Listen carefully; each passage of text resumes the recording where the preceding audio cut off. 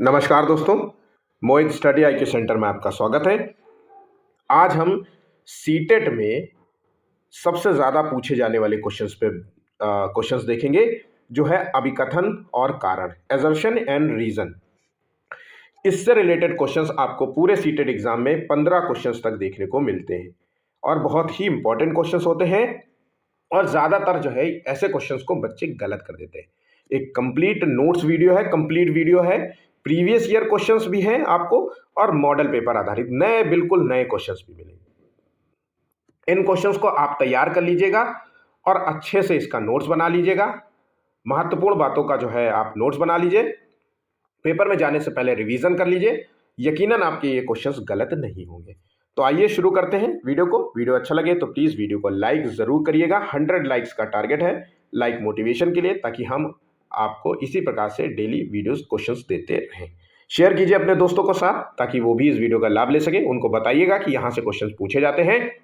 जो पहली बार देने जा रहे हैं उनकी हेल्प करिए, है ना। उन पर जो उन तक जो है अच्छे क्वेश्चंस, अच्छे वीडियोस को पहुंचाइए, ताकि वो भी इस वीडियो का लाभ ले सके।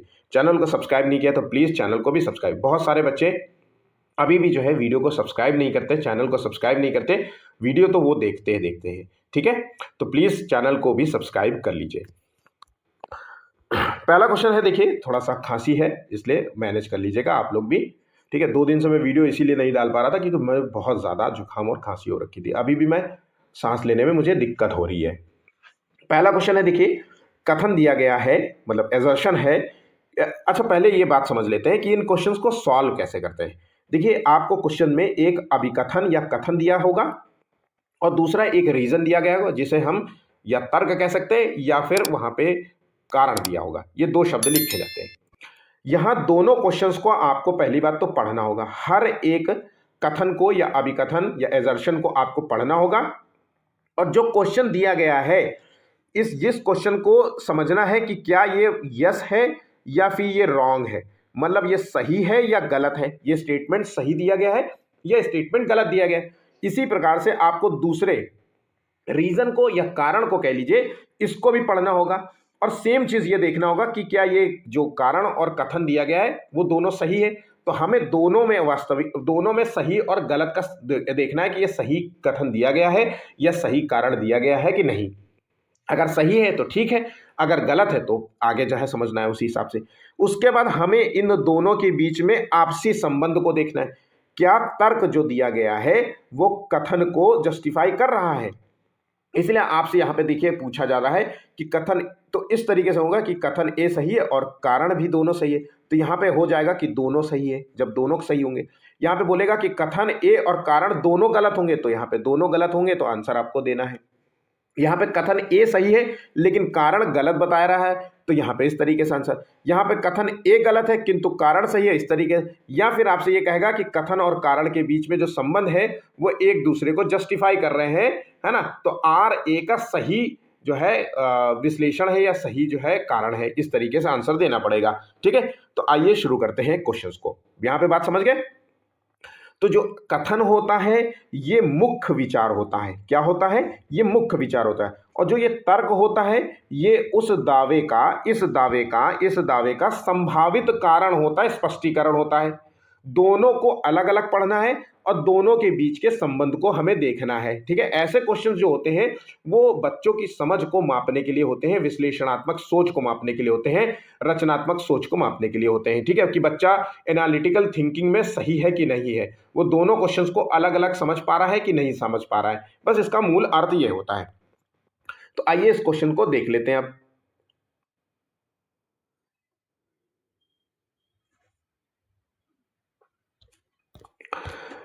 यहां पे कथन दिया गया है, चिंतन का संबंध वास्तविकता से होता है। अब इसको सोचिए, जब भी आप चिंतन करते हैं तो किन चीजों के बारे में चिंतन करते हैं? वास्तविक घटनाओं के बारे में चिंतन करते हैं। तो चिंतन का संबंध वास्तविक समस्या से है, तथ्यों से है, और इसका मूल संबंध होता है उस जो है समस्या का विश्लेषण करने से होता है। तो ये बात बिल्कुल सही है। अब तर्क दिया गया है कि चिंतन के लिए किसी कारण का होना आवश्यक नहीं है। अब भैया किस चिंतन के लिए किसी कारण का होना आवश्यक नहीं है। भैया चिंतन शुरू ही होता है किसी कारण से, किसी उद्देश्य से। चिंतन आप जब करते हो तो उसका कोई कारण होता है ना, किसी उद्देश्य, कारण या समस्या से जो है ये चिंतन प्रारंभ होता है। तो इसलिए हम कह सकते हैं कि ये जो तर्क दिया गया है ये गलत है। इस तरीके से हम देखें तो कथन सही है और तर्क या कारण इसका दिया हुआ गलत है। तो आंसर हम देख लेंगे कि कथन ए सही है और कारण यहाँ पे गलत होगा। ऑप्शन यहाँ पे सी सही जवाब होगा। ध्यान रखिएगा, अगर अभी आपका क्वेश्चन गलत हो रहा है तो परेशान मत होइए, अभी मैं 30 क्वेश्चन यहाँ से कराऊंगा। और अगर ये वीडियो अब आपको अच्छा लगा और अगर आपको लगता है कि सर मेरे क्वेश्चंस गलत हो रहे हैं, तो मैं इसका पार्ट 2 वीडियो भी पार्ट 2 वीडियो भी अपलोड कर दूंगा, ठीक है, बिल्कुल नए क्वेश्चन आधारित। अगला क्वेश्चन देखते हैं। अभिकथन दिया गया है सीखना एक सतत प्रक्रिया है, तो क्या ये सही कथन दिया गया है? तो ये बिल्कुल एजर्शन, ये बिल्कुल सही है। सीखना जो है एक सतत प्रक्रिया है, व्यक्ति जो है निरंतर सीखता है, डेली कंटिन्यूअस प्रोग्रेस होता है। ऐसा नहीं है कि एक उम्र के बाद सीखना जो है कम हो जाता हो, नहीं, लर्निंग जो होता है वो व्यक्ति के आखिरी पड़ाव तक चलता रहता है। इसलिए हम कह सकते हैं कि व्यक्ति जब जन्म लेता है और मरने तक जो है उसकी सीखने की प्रक्रिया चलती ही रहती है। तो ये स्टेटमेंट यहाँ पे सही नजर आ रहा है। अब तर्क देख लेते हैं कि सीखना केवल कक्षा में होता है। तो देखिए, सीखना बहुत ब्रॉड लेवल में होता है, सीखना केवल कक्षा में नहीं होता, आप सीखना घर से भी होता है। आप बाहर रोड पे चल रहे हैं और आपने कुछ ऑब्जर्व किया, वहां से आपने कुछ सीख लिया, आपने वहां से भाषा सीख ली, किसी के मुंह से कोई शब्द निकला उसकी भाषा सीख ली, किसी का व्यवहार सीख लिया, है ना। माफ कीजिएगा। तो केवल कक्षा में होता है, ये स्टेटमेंट यहां पे गलत हो जाता है। इस तरीके से हम कहें तो अभिकथन यहां पे सही है, एक सही है और आर यहां पे गलत दिया है। ऑप्शन यहां पे बी राइट हो जाएगा, ठीक है। नेक्स्ट क्वेश्चन है, अभिकथन यहां दिया गया, अजर्शन दिया गया है कि गणित का शिक्षण ठोस वस्तुओं से प्रारंभ होना चाहिए। इंग्लिश में है math teaching should begin with concrete objects. तो भैया हम सभी को पता है कि जो बच्चे जो मैथमेटिक्स जब सीखते हैं तो मूर्त वस्तुओं के साथ सीखते हैं। जब आप उनको ऐसी जो है मूर्त वस्तुएं या ठोस वस्तुएं देते हैं, उससे वो जो है मैथ के साथ जुड़ना शुरू कर देते हैं। जैसे हम काउंटिंग कराएंगे तो बच्चों के सामने बहुत सारे कुछ ऑब्जेक्ट्स रख देंगे, उससे काउंट करेगा। हम बहुत सारे इक्विपमेंट्स यूज कर सकते हैं, अबेकस यूज कर सकते हैं। अबेकस एक जो है बच्चों को जो है प्राइमरी जो स्टार्टिंग लेवल पे जो है बच्चों को गणितीय अवधारणाओं को सिखाने के लिए प्रयोग होता है। तो ये बात बिल्कुल सही है, अभिकथन यहाँ पे हम सही देखेंगे, ठीक है। अब बच्चे ठोस वस्तुओं से अमूर्त संकल्पनाएं बेहतर सीखते हैं, मतलब बच्चे पहले ठोस वस्तुएं सीखते हैं, उनसे पहले गणितीय गणनाओं को सीखते हैं, फिर जो है धीरे से वो अमूर्त संकल्पनाओं मतलब जो है जो कंक्रीट से ऑब्स्ट्रैक्ट जो है कॉन्सेप्ट्स होते हैं उसको सीखने लगते हैं। तो हम कह सकते हैं कि ये जो संबंध है मूर्त से अमूर्त की ओर ले जा रहा है हमें, है ना। तो हमें सबसे पहले बात ये पता होना चाहिए कि जब भी हम कोई चीज, किसी भी चीज को, चाहे वो मैथ्स के लिए संबंध में हो या किसी और भी संबंध में हो, हम पहले मूर्त रूप में सीखें फिर अमूर्त रूप में सीखें, तो हम बहुत अच्छे तरीके से सीख पाते हैं। इसलिए यहाँ पे दिया हुआ तर्क भी सही मालूम पड़ रहा है। तो हम कह सकते हैं कि यहाँ पे दोनों ही स्टेटमेंट सही है और ये इसकी व्याख्या भी सही कर पा रहा है। आंसर हो गया ए, ठीक है। यहां तक कोई कंफ्यूजन नहीं होगा, मैं बिल्कुल सरल भाषा में समझा रहा हूं। दोनों एजर्शन को हमें मुख्य विचार मानना है, प्रश्न का रीजन को जो मुख्य विचार जिसको माना है उस दावे का संभावित स्पष्टीकरण है। तो देखिए, जो आपने ये मुख्य विचार देखा इसका ये स्पष्टीकरण दे पा रहा है, इन दोनों के बीच में संबंध मिल पा रहा है। माफ कीजिएगा, पता नहीं मैं कैसे रिकॉर्डिंग करूंगा आज। चलिए, एक दो दिन मैंने जैसे ही करना पड़ेगा। चलो नेक्स्ट क्वेश्चन देखते हैं। अभिकथन एजर्शन दिया गया है, टीचर को बच्चों के सामाजिक सांस्कृतिक जीवन को जानना चाहिए।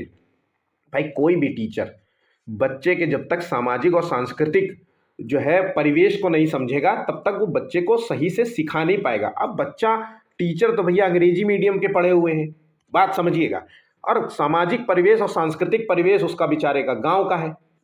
अब वो कह रहा है कि सर जी हम खइबे। अब टीचर उसको कह रहा है, क्या बोल रहा है बे, कैसे बात कर रहा है, what are you doing, what are you saying, इस तरीके से बात कर रहा है। तो यहाँ पे जरूरी है कि टीचर का बच्चे के परिवेश को भी समझना होगा। ये बात बिल्कुल सही है, तभी तो बच्चे के साथ वो जुड़ पाएगा और समझ पाएगा, उसको अंडरस्टैंडिंग समझ आसान होगा। तो यह बात बिल्कुल सही है। अब यहाँ पे तर्क दिया गया है, सीखना जो है सामाजिक संदर्भ में होता है। तो यहाँ पे जो चौथे का आंसर है क्या है, सीखना जो व्यक्ति का होता है वो सामाजिक संदर्भ में होता है। तो ये बात बिल्कुल, जब हम सीखते कैसे, हम जिस परिवेश में रहते हैं उसी परिवेश उसी आचरण को हम ढालते हैं। तो व्यक्ति का जो डेवलपमेंट होता है वो हेरिडिटी और इन्वायरमेंट, मतलब जो इन्वायरमेंट का मतलब होता है यहाँ पे परिवेश, सामाजिक परिवेश हो गया, है ना, सांस्कृतिक परिवेश हो गया, तो यहाँ से होता है। तो ये बात बिल्कुल सही होता है। तो यहाँ पे हम कहेंगे दोनों ही कथन यहाँ पे सही है, और आर जो है ये जो कारण है ए की सही व्याख्या कर पा रहा है। फोर्थ का आंसर हो गया ऑप्शन सी। ठीक है, अगला क्वेश्चन है, अभी कथन दिया गया है कि छोटे बच्चों पर लाइनों में लिखने का दबाव नहीं होना चाहिए। जब हम छोटे बच्चों को लिखने के लिए कहते हैं तो हम उनसे ये नहीं कहना चाहिए कि इस स्ट्रेट लाइन बिल्कुल सीधो सही से लिखो, है ना। उन पे ध्यान देने की जरूरत है कि वो शब्दों को सही से ऊट पटांग ही सही ऐसे ऐसे ऐसे ऐसे लिख रहा है, आप इतना ही काफी है। तो हमें बच्चों पे लाइन पर लिखने का दबाव बिल्कुल भी नहीं देना चाहिए। 5 से 6 वर्ष के बाद बच्चे के अंदर जो मोटर स्किल्स होती हैं, कितने प्रकार की मोटर स्किल्स होती है, फाइन मोटर स्किल्स और ग्रॉस मोटर स्किल्स। फाइन का मतलब होता है छोटी, और ग्रॉस का मतलब होता है बड़ी मसल। बड़ी मसल का मतलब होता है पूरा का पूरा हाथ का प्रयोग करना। फाइन का मतलब होता है छोटी छोटी चीजों का प्रयोग करना, जैसे छोटी उंगलियों का। तो जो गतिक कौशल होते हैं बच्चे की, ये मोटर स्किल्स डेवलप नहीं होती है। 5 से 6 वर्ष तक के बच्चे अपने मसल्स को कंट्रोल करना नहीं जानते इतनी अच्छे तरीके से, इसलिए उनकी राइटिंग स्किल्स खराब होती है। जैसे जैसे वो मेच्योर होंगे उनकी ये फिजिकल स्ट्रेंथ जो है बेहतर होगी वैसे वैसे उनकी लिखने की क्षमता अपने आप बेहतर होगी। इसलिए हम कह सकते हैं कि यहाँ पे दिया हुआ जो दोनों पॉइंट है वो बिल्कुल सही है, और इसकी सही व्याख्या भी कर पा रहा है। बिल्कुल आप कमेंट कीजिएगा अगर कोई भी क्वेश्चन सॉल्व नहीं हो रहा है, समझ में नहीं आया, या फिर कहीं पे गलतियां मुझसे भी हो जाती हैं। तो अगर मैंने कोई गलती की हो क्वेश्चंस को आंसर देने में तो प्लीज़ ज़रूर कमेंट करिएगा, मैं उसको रीचेक करके आपको दोबारा उसका कमेंट ज़रूर करूँगा। ठीक है, और अगर आपको फिर भी नहीं समझ में आ रहा है तो मैं आपको एक पार्ट 2 वीडियो ज़रूर से ज़रूर बना के दूंगा। नेक्स्ट क्वेश्चन है, अभी कथन दिया गया है लड़कों को खेल और लड़कियों को कला कार्य देना चाहिए। अब ये जो है जेंडर रूढ़िवादिता से संबंधित है। तो क्या आप ऐसा करना चाहेंगे, आपका बेटा हो या आपकी बेटी हो तो आप चाहेंगे कि वो लड़की वाले ही केवल कार्य करें या लड़के वाले ही कार्य करें? ऐसा नहीं चाहेंगे ना आप, है ना। तो ये कथन यहाँ पे गलत हो जाएगा। ठीक है, बच्चे जैविक विभिन्नताओं या जैविक जो है भिन्नताओं के कारण जेंडर भूमिकाएं ग्रहण करते हैं। जो चिल्ड्रंस होते हैं, gender roles due to inherent जो है बायोलॉजिकल डिफरेंसेस। तो यहाँ पे ये जो तर्क दिया गया है ये भी गलत हो जा रहा है। तो यहाँ पे जो जेंडर भूमिकाएं वो जैविक भिन्नताओं के कारण नहीं होता है। ये जेंडर भूमिकाएं जो होती हैं ये सामाजिक जो है विभिन्न भिन्नताओं के कारण होता है। समाज में ऐसा फैलाया जाता है कि लड़कियां ये करेंगी और लड़के ये करेंगे, इसकी वजह से ऐसा होता है। तो यहाँ पे दोनों ही ये जो कथन है ये गलत है। ऑप्शन यहाँ पे छठे का बी हो जाएगा। बिल्कुल सही, दोनों को अलग अलग पढ़ा, हमने देखा ये भी गलत ये भी गलत, बस आंसर हमें तुरंत मिल गया। ठीक है, अगला क्वेश्चन है, बहुत कम आयु में दुनिया भर में अधिकांश संस्कृतियों में लड़कियां जो है गुड़िया को खेलने के रूप में चुनौती चुनती हैं। मतलब जो कम उम्र के जो बच्चे होते हैं, 5-6 साल के जो बच्चे होते हैं, जो बच्चियां होती हैं लड़कियां होती हैं वो गुड़िया खेलती हैं, है ना, टेडीज ज़्यादा खेलती हैं, और लड़के कार के साथ खेलना बहुत पसंद करते हैं। ठीक है, तो ये बात बिल्कुल सही है, ये बात बिल्कुल सही है, क्योंकि बहुत सारे ऐसे होता है, हमारे अधिकांश हमारे यहाँ भी ऐसा ही होता है। अब कारण इसका दिया गया है कि बच्चे किसी विशेष संस्कृति की अपेक्षाओं के आधार पर एक लड़के या लड़की के लिए क्या उपयुक्त माना जाता है इसके बारे में जानकारी व्यवस्थित करते हैं और उनके अनुसार व्यवहार करते हैं। तो ये जो कथन दिया गया है ये बिल्कुल सही है। तो इस तरीके से अगर हम देखें तो यहाँ पे ए और आर दोनों सही हो जाता है, और आर ए की सही व्याख्या कर रहा है। जो व्यवस्थित जानकारी के आधार पर वो ऐसा करते, विशेष संस्कृतियों में आसपास के माहौल में ऐसा कर रहे होते, है ना। आपने ला करके उसको एक बच्चे को कार दिया, कट्टा दिया, खिलौना दिया, और एक अपनी बच्ची को जो है क्रॉकरी और घरेलू जो सामान दिया किचन के, उस तरीके से छोटे बच्चे वाले नहीं प्लास्टिक कहते, आपने वो दिया। तो यहीं से धीरे धीरे उनके अंदर इस तरीके के भाव डेवलप होने लगते हैं। आपने अपने एक बिटिया को जो है टेडी दिया बड़ा सॉफ्ट सा, और एक लड़के के लिए राक्षसवा टाइप का जो है ड्रैगन कुल्ला टाइप का ऊटपटांग जो है गुड्डा दिया, तो इस तरीके से डेवलप होता है। तो आंसर यहाँ पे आपको इस तरीके से देना होगा, ठीक है। अगला क्वेश्चन है, बच्चों का जो सर्वांगीण विकास तभी संभव होता है जब विद्यालय में उसे भावनात्मक, सामाजिक और बौद्धिक अनुभव के अवसर मिले। तो एक बात ध्यान रखिएगा, बच्चे का संपूर्ण विकास तभी सुनिश्चित होगा जब वो विद्यालय जाएगा। विद्यालय में, स्कूल में बच्चे का संपूर्ण विकास संभव हो सकता है। वहां पे बच्चे के भावनात्मक रूप में भी ध्यान दिया जाता है, उसके सामाजिक में ध्यान दिया जाता है, उसके बौद्धिक अनुभवों पे भी ध्यान दिया जाता है, उसके शैक्षणिक अनुभव पे दिया जाता है, उसकी फिजिकल स्ट्रेंथ पे भी ध्यान दिया जाता है। तो इसलिए हम कह सकते हैं कि ये जो कथन दिया गया है ये बिल्कुल सही है। केवल, अब यहां पे देखो केवल शब्द दिया गया है, तो हमें पाठ्य पुस्तक के रटने से बालक की वास्तविक क्षमताएं विकसित नहीं होती है। तो ये बात बिल्कुल सही है, केवल पाठ्य पुस्तकों के पढ़ने से, केवल पाठ्य पुस्तकों के पढ़ने से वास्तविक क्षमताएं नहीं होंगी। वास्तविक क्षमताओं के लिए बहुत सारी जो है चीजें होती है भाई, खेल भी बहुत सारा इंपॉर्टेंट होता है, कम्युनिकेशंस, एक दूसरे के साथ जो है कम्युनिकेट करें, है ना, एक दूसरे के साथ जो है एक्टिविटी में जो है बच्चे भाग लें, है ना, प्रश्न पूछें, चिंतन करें, ये सारी चीज़ें वास्तविक क्षमताओं के लिए भी जिम्मेदार होती हैं। आसपास का माहौल कैसा है, ये सारी चीज़ें। तो हम ये कह सकते हैं कि यहाँ पे जो ए है और आर जो है दोनों ही सही है, और स्टेटमेंट दोनों सही है, और आर ए का सही कारण भी दिया जा रहा है। ऑप्शन यहाँ पे ए सही जवाब होगा। 9वां क्वेश्चन है, कथन दिया गया है, मनाली में ढालू छतों वाले मजबूत बांस के खंभों पर बने ऊंचे उठे हुए लकड़ी के घर बनाए जाते हैं।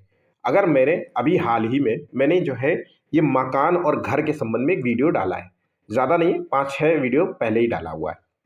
अगर वो देख रखा है तो आपको पता चल गया होगा कि ये जो ऊंचे बांस पर बने हुए खंबे वाले घर होते हैं, जो कि 10 से 12 फीट ऊंचे बनाए जाते हैं, ये कहाँ पे बनाए जाते हैं? ये असम में बनाए जाते हैं। तो यहाँ पे मनाली दिया गया है, तो इस तरीके से हम कह सकते हैं कि ये कथन जो है ये गलत है। अब मनाली में बारिश बहुत होती है और बर्फ भी पड़ती, तो ये कथन जो है सही है। मतलब अब है यहाँ पे अगर हम बात करें तो दोनों कथनों की, तो कथन 1 गलत है और कथन 2 सही है। ऑप्शन यहाँ पे ए राइट हो जाएगा, ठीक है। अब यहाँ कथन दिया गया है कि एक टीचर को विद्यार्थियों को अपने विचार साझा करने के लिए प्रेरित करना चाहिए। एक टीचर को क्या करना चाहिए कि बच्चों के जो है विचारों को साझा करने के लिए प्रेरित करें कि उन्होंने आज कल क्या किया मुझे बताओ, आप लोग कहाँ कहाँ घूमने गए थे, है ना, आपके घर में कौन कौन है। इस तरीके से आप उससे कम्युनिकेशन कर सकते हैं, ताकि वो डेली दिनचर्या के जो है कुछ बातें, नई बातें कि आपको खाने में क्या पसंद है, इस तरीके से आप बात कर सकते हैं, चाहे वो विचार जो है भ्रांतियां ही क्यों ना हो। कई बार बच्चे जो है ऊट पटांग की बातें करते हैं, सर मैंने ना एक भूत देखा था कल, ऐसे बात, तो भ्रांतियां, उसको भी बोलने दो। तो क्योंकि जो विचार होते हैं ये बच्चे के कम्युनिकेशन स्किल्स में, बच्चे की जो क्षमताओं के डेवलपमेंट में, कॉग्निटिव डेवलपमेंट में बहुत कारगर होते हैं। इसलिए हम कह सकते हैं कि यहाँ पे जो कथन दिया गया है वो बिल्कुल सही है। अब आ जाते हैं तर्क पे। तो भ्रांतियां जो होती हैं ये बच्चों द्वारा गठित सहज सिद्धांत होती हैं जो अधिगम प्रक्रिया में महत्वपूर्ण होती है।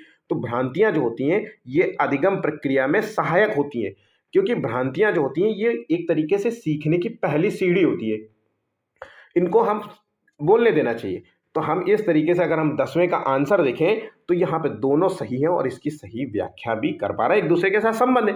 भाई भ्रांतियां अधिगम प्रक्रिया में महत्वपूर्ण है, इसीलिए हमें ऐसे विचारों को साझा करने देना चाहिए, चाहे वो विचार भ्रांतियां ही क्यों ना हो। आपको लग रहा है कि बच्चा उटपटांग की बातें कर रहा है तो भी उसको करने दीजिए, ठीक है। अगला क्वेश्चन है, एजर्शन दिया गया है यहाँ पे कि बच्चे, विद्यार्थी, शिक्षार्थी जो पहले से जानते हैं उसके आधार पर अपने ज्ञान का निर्माण करते हैं। तो ये बात बिल्कुल सही है कि जो बच्चे पहले से पूर्व ज्ञान उनका कुछ है, अगर वो चीज़ों को जानते हैं उसके आधार पर वो अपने ज्ञान का नए ज्ञान का निर्माण करते हैं। ये बात बिल्कुल सही है, पूर्व ज्ञान को आधार बनाकर नए ज्ञान का निर्माण करना बिल्कुल सही है। इसका कारण दिया गया है, जैसे पैटर्न ढूंढना, पिछले ज्ञान के साथ जुड़ाव बनाने से शिक्षार्थी को, बच्चों को जो है जानकारी को सार्थक रूप से संसाधित करने में मदद मिलती है। तो ये यहाँ पे दोनों ही स्टेटमेंट यहाँ पे सही हो जाते हैं। तो इस तरीके से हम देखें तो आंसर यहाँ पे ऑप्शन ए बिल्कुल राइट होगा और सही व्याख्या भी कर पा रहा है। अभी कथन देखते हैं। एजर्शन दिया गया है कि शिक्षकों और साथियों जैसे अधिक जानकार अन्य लोगों के साथ बातचीत शिक्षार्थियों को उनकी समझ और कौशल विकसित करने में सहायता करने के लिए आवश्यक समर्थन और मार्गदर्शन प्रदान करती है। तो ये जो संबंध दिखा रहा है ये वाइगोस्की का है। वाइगोस्की में जहाँ पे सीखने के संबंध में बताया गया था कि मोर नॉलेज अदर्स, आपसे बच्चे से ज़्यादा जानकार वाला व्यक्ति जब उसको सहायता करता है उसके सीखने में तो बच्चा सीखता है। यही तो बताया गया था मोर नॉलेज अदर्स में। तो यहाँ पे अधिक जानकार वाला व्यक्ति जो है उसकी कौशल विकसित करने में सहायता करने के लिए आवश्यक समर्थन या मार्गदर्शन प्रदान करता है। तो ये बात बिल्कुल सही है। ठीक है।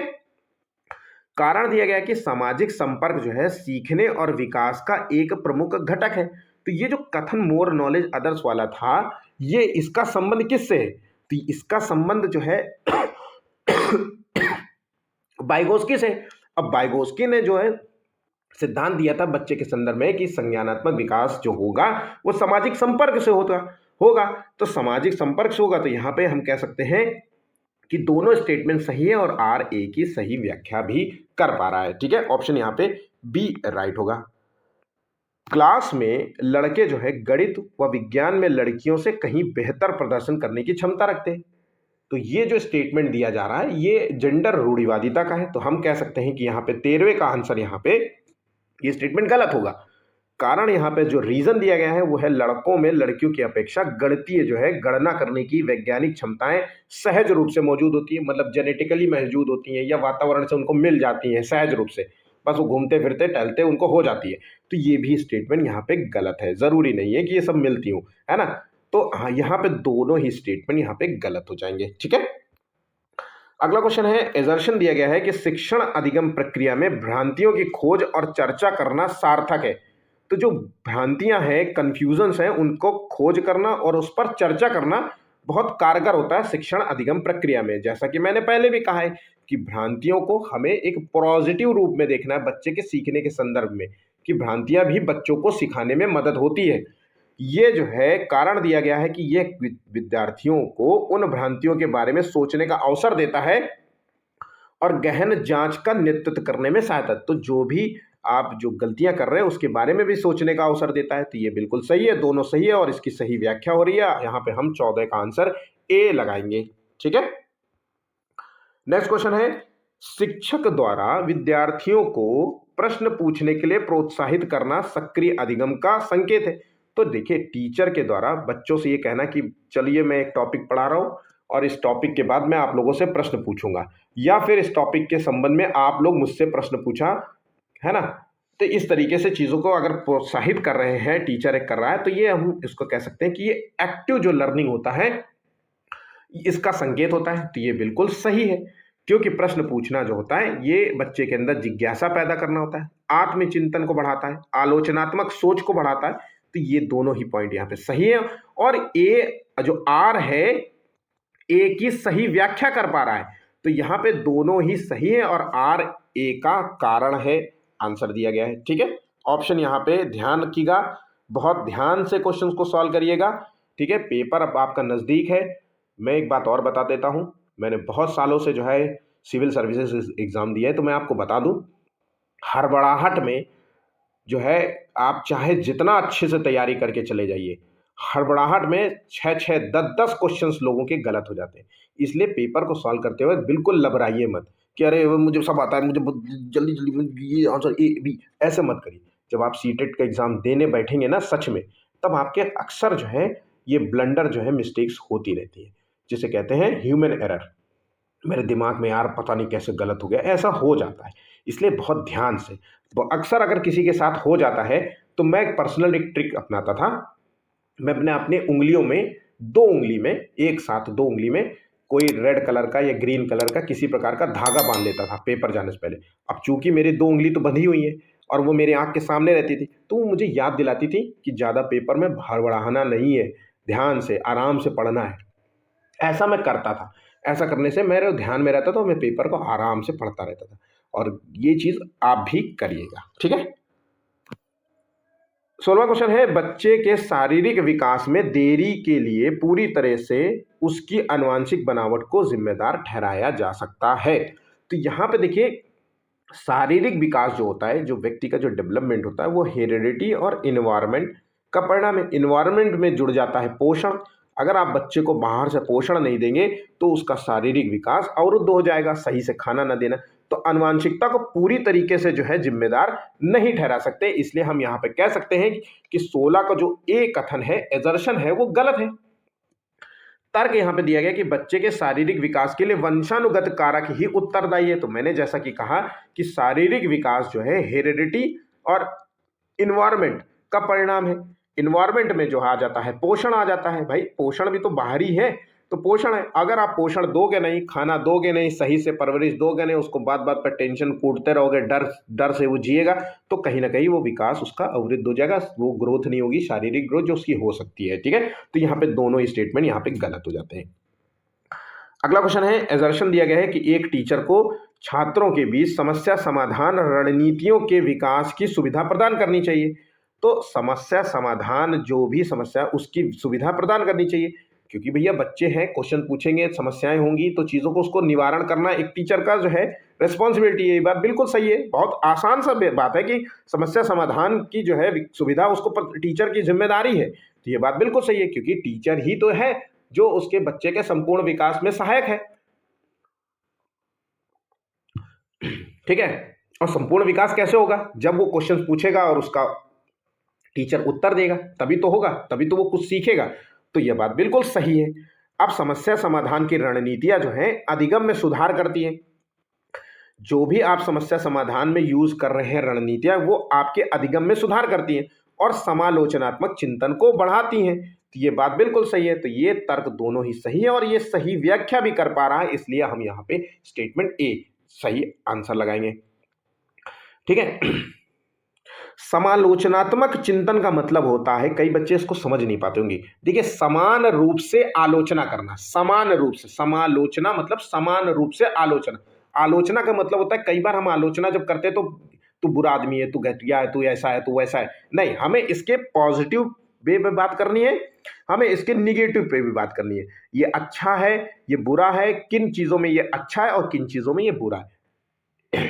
हमें इसका मूल जो है, जब हम किसी जो है रणनीति पे चर्चा करते हैं तो हमें समालोचनात्मक जो है चर्चा करनी चाहिए और समान रूप से जो है चिंतन। अगर आप मान लीजिए, आपने क्वेश्चन, आप मान लीजिए ये पेपर है, अब आपने ये पेपर पूरा सॉल्व किया, आज का पूरा पेपर सॉल्व किया, तो समान रूप से आपको इस पर चिंतन करना होगा कि मैंने इसमें क्या मेरी अच्छाइयाँ थी, मैं किस तरीके के क्वेश्चंस को बहुत आसान से समझ पा रहा हूँ, और कैसे क्वेश्चंस थे जिनमें मैं समझ नहीं पा रहा हूँ, जिनको मुझे दिक्कत हो रही है। इनको मैं एक जगह कलेक्ट कर लेता हूँ, है ना, और एक जगह कलेक्ट करके मैं इसका थोड़ा सा रिवीजन कर लेता हूँ, और इसमें भी कौन सा क्वेश्चन है जिनको दिक्कत हो तो उसमें स्टार बना देता हूँ। ऐसे समालोचनात्मक चिंतन को बढ़ावा मिलता है जब बच्चे समस्या समाधान की रणनीतियां अपनाते हैं, ठीक है। यहाँ पे बात समझ गए? आंसर क्या है? आंसर होगा 17वें का ए। नेक्स्ट क्वेश्चन है, एजर्शन दिया गया है, शिक्षण में कहानियां सुनाना एक प्रभावी तरीका है। ये बहुत एक सवाल सीडीपी में आपने दसियों बार, सैकड़ों बार आपने क्वेश्चन कर लिया होगा कि कहानियां जो होती हैं उससे बच्चे बहुत आसान तरीके से जुड़ पाते हैं, है ना। तो जुड़ पाते हैं, तो इसलिए हम कह सकते हैं कि कहानी जो सुनाना एक शिक्षण प्रक्रिया का एक महत्वपूर्ण हिस्सा मानते हैं जब हम प्राथमिक कक्षा की बात करते हैं। तो ये बात बिल्कुल सही है, ठीक है। कहानियां जो है बच्चों की कल्पना शक्ति और भाषा कौशल को बढ़ाती है, ठीक है। आंसर हो गया यहाँ पे दोनों। भाषा कौशल को कैसे बढ़ाती है? जब आप बच्चों को कहानी सुनाते हो, आप देखिए, अक्सर आप अगर एक दो दिन, आपके अगर छोटे बच्चे हो ना, 5 6 7 साल के हो, तो उसको रात में सोने से पहले, है ना, आप उसको एक स्टोरी सुनाइए, कोई भी, जैसे प्यासा कौवा की कहानी सुना लीजिए, शेर और चूहे की कहानी सुना दीजिए, है ना, लकड़हारा की कहानी सुना दीजिए, इस तरीके की कहानी सुनाइए। फिर कहानी सुनाइए और उससे पूछिए, फिर उससे भी बात करिए कि अब तुम मुझे यही वाली कहानी सुनाओ। तो ये जो होता है, जब वो बच्चा दोबारा उसी कहानी को अपनी भाषा में सुनाता है, तो इससे होता है बच्चे के भाषा कौशल डेवलप होती है। बच्चे के अंदर जो है भाषा को जो है डिलीवर करने की जो क्षमता होती है, शब्दों को सही से बोलने की क्षमता होती है, ये सब जो है डेवलप होते हैं। तो यहाँ पे दोनों सही है और इसका आर ए की सही व्याख्या कर रहा है। आंसर हो गया ऑप्शन ए।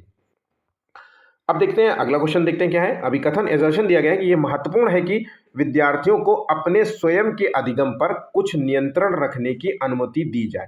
देखिए, एक बच्चा जो होता है उसको तो पता नहीं होता है कि क्या सीखना है क्या नहीं सीखना है, इसलिए हम ये कह सकते हैं कि बच्चा क्या सीखे और क्या नहीं सिखाना है उसको, या क्या नहीं सीखना चाहिए, इस पर उस पर नियंत्रण रखने की अनुमति होनी चाहिए। उस पर नियंत्रण रखना बहुत ज़रूरी है।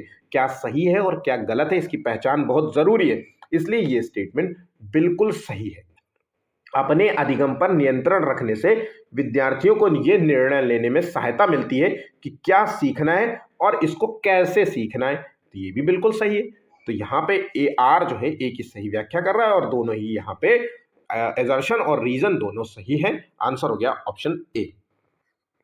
अभिकथन यहाँ पे दिया गया है कि हर बच्चा अपनी गति से सीखता है। तो हर बच्चे की जो जो व्यक्तिगत जो है अधिगम क्षमता होती है वो हर बच्चे की अलग होती है। हर बच्चा एक दूसरे से विशेष है, विशिष्ट है, अलग है और उसकी क्षमताएं भी अलग है। ये आप नहीं कह सकते कि ये बच्चा देखिए बहुत स्लो जो है सीख रहा है ABCD, मेरे इस वाले बच्चे को जो है A से Z तक पूरी जो है अल्फ़ाबेट्स याद है और इसको अभी तक याद ही नहीं हुआ, और हो सकता है कि आने वाले समय में जिसको याद था वो कुछ ना कर पाया, वो सब कर। तो यहाँ पे हर बच्चे की अपनी जो है इंडिविजुअल क्षमताएं होती हैं। ये बात व्यक्तिगत जो क्षमताएं होती हैं उसको ध्यान रखना है। तो ये बात बिल्कुल सही है। हर बच्चा अपनी गति से सीखता है, अपनी स्पीड से सीखता है ना। प्रत्येक बच्चे की जो मानसिक क्षमताएं होती है, सामाजिक जो है विकास होता है, भावनात्मक क्षमताएं होती है, ये सब समान होती है। तो ये सब समान नहीं होती। किसी की मानसिक, किसी का IQ, किसी के जेनेटिकल जो है गुण बहुत अच्छे मिले हैं तो इसलिए वो बहुत अच्छे तरीके से समझ जाता है। किसी का सामाजिक परिवेश इतना बेहतर नहीं मिलता है, वो रहता बेचारा ऐसे परिवेश में जहाँ कोई उसको ध्यान ही नहीं देता, और एक के माँ बाप जो है जेनेटिकली इतने बढ़िया स्ट्रांग है और वो अंग्रेजी में बात करते हैं, अंग्रेजी में पढ़ाते हैं सब कुछ। तो यहाँ पे समान कैसे हो सकती है? तो ये तर्क यहाँ पे गलत है। इस तरीके से हम बात करें सही रूप में तो यहाँ पे आंसर हो गया 20 का C, है ना।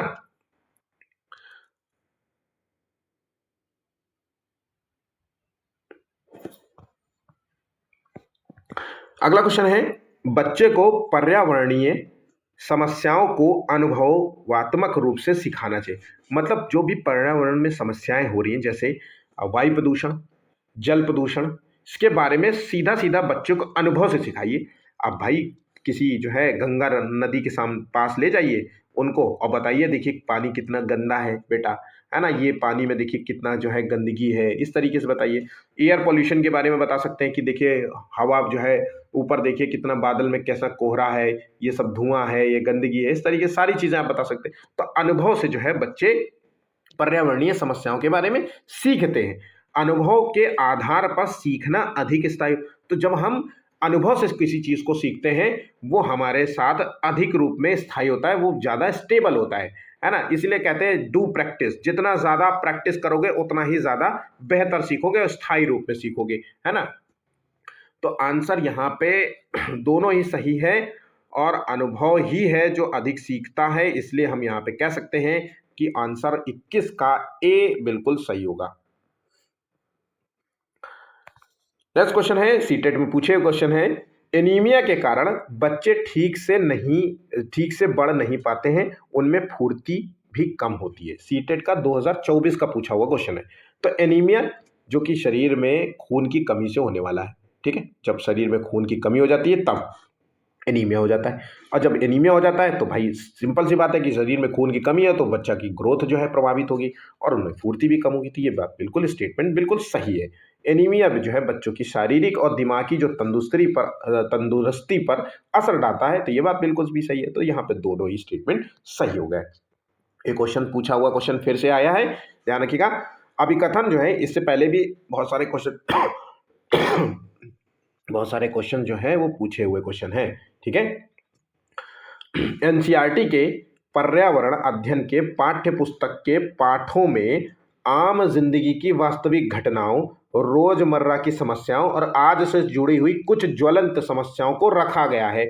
तो NCERT की बुक में पर्यावरण अध्ययन पढ़ाते हुए ईवीएस की जो चैप्टर्स पढ़ा रहे हैं, तो जो चैप्टर्स हैं, जो सिलेबस हैं, उसमें बहुत सारे ऐसे चैप्टर्स रखे गए हैं जो है हमारे डेली रोज़मर्रा की दिनचर्या से जुड़ी हुई, जैसे पर्यावरण प्रदूषण के बारे में, वास्तविक घटनाओं के बारे में, है ना? रोज़मर्रा की जो समस्याएँ हैं पर्यावरण के संबंध में आज हम दे झेल रहे हैं, चाहे वो वायु प्रदूषण हो, चाहे वो ध्वनि प्रदूषण हो, या चाहे वो किसी भी रूप में हो, है ना? या फिर जो है वनों का कम होना, शहरीकरण ज़्यादा हो जाना, इस तरीके की समस्याओं से जुड़े कुछ समस्या को रखा गया है। ये बात बिल्कुल सही है, रखा ही गया है। तो यहाँ पे हम कह सकते हैं कि जो असर्शन दिया गया है वो बिल्कुल सही है।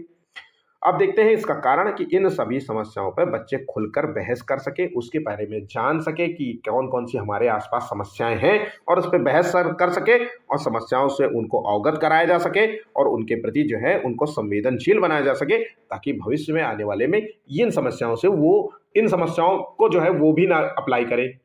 अगर उनको ये पता चल गया कि पर्यावरण प्रदूषण हो रहा है और उसका मूल कारण है जो है नदियों में जो है आप कूड़ा डालते हैं, तो आपसे अगर आपके अंदर ये भाव आ गया, तो कितना भी घर में फूल माला आ जाए, कोई आपसे कहे कि ये जो है नदी में जो है ये फूल फेंक देना, तो आप नहीं फेंकोगे, क्योंकि आपको लगता है कि ये इससे उसका कोई संबंध नहीं है। ऐसी चीज़ें होती हैं, ठीक है? जैसे मैं ये नहीं करता, ठीक है?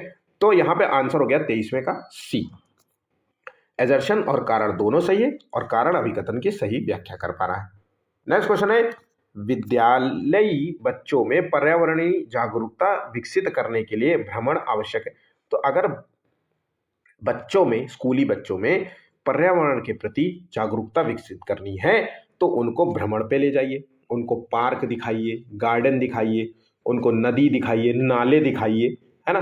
भाई सारी चीज़ें जब दिखाओगे तभी तो वो जो डिफरेंसेस समझ पाएंगे कि नदी क्या होता है, नाले क्या होता है ना? इस नाले में ऐसी क्या चीज़ है जो नदी में नहीं है, नदी में क्या चीज़ है नाले में नहीं है, ये सारी चीज़ें होंगी। ये बात बिल्कुल सही है। तर्क यहाँ पे दिया गया है कि प्रत्यक्ष अनुभव से बच्चों की अधिगम क्षमता बढ़ती है। ये बात बिल्कुल सही है और ये सही व्याख्या कर रहा है। आंसर हो गया यहाँ पे ऑप्शन ए, 24 का ए। 1 सेकेंड प्लीज।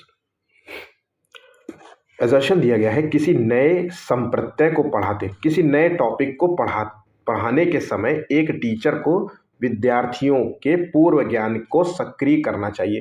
भाई देखिए, एक जब स्कूल में बच्चा आता है तो कुछ ज्ञान ले करके आता है, उसका पूर्व ज्ञान होता है ना? तो उस ज्ञान को महत्वपूर्ण मानना है एक टीचर को। ऐसा नहीं है कि वो अरे जो भी पढ़ के आया वो सब भूल जाओ, ऐसा कुछ भी नहीं है। दंगल मूवी देखिए, जब दंगल में वो अपनी बेटी की प्रैक्टिस करा करके जब वो जो वहाँ पे इसके लिए भेजता है दिल्ली में प्रैक्टिस के लिए, तो वहाँ का जो कोच होता है, जो भी आपने अब तक सीखा है वो सब भूल जाओ, आपसे मैं जो बताऊंगा वही है। तो वो जो गलत करता है, यही वो नहीं करना है। अध्यापिका को विद्यार्थियों के पूर्व ज्ञान को एक सही मानते हुए सक्रिय मान करके जो है कार्य करना चाहिए। ये बात बिल्कुल सही है, ठीक है? तो ये बात बिल्कुल सही है। अधिगम जो है अधिक प्रभावशाली होता है जब विषय वस्तु को जानकारी के असंबंधित खंडों के रूप में प्रस्तुत किया जाता है। ये बात बिल्कुल गलत है।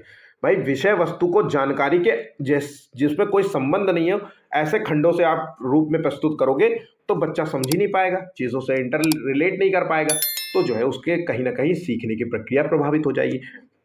तो हम कह सकते हैं कि यहाँ पे ए सही है और आर यहाँ पे गलत हो जाता है, ठीक है? 26वां क्वेश्चन है, एजर्शन दिया गया कि बालक का सीखना उसकी सामाजिक जो है सहभागिता और वातावरण से गहराई से जुड़ा होता है। तो ये बात बिल्कुल सही है कि जो बच्चे का जो सीखना होता है वो सामाजिक प्रक्रिया और आसपास के वातावरण से जुड़ा होता है। ये बात बिल्कुल सही है। वाइगोस्की के अनुसार सामाजिक अंतःक्रिया संज्ञानात्मक विकास का प्रमुख आधार है। वाइगोस्की का सिद्धांत ही यही है कि बच्चे का जो संज्ञानात्मक विकास है वो सामाजिक और सांस्कृतिक अंतःक्रिया से होता है, ठीक है?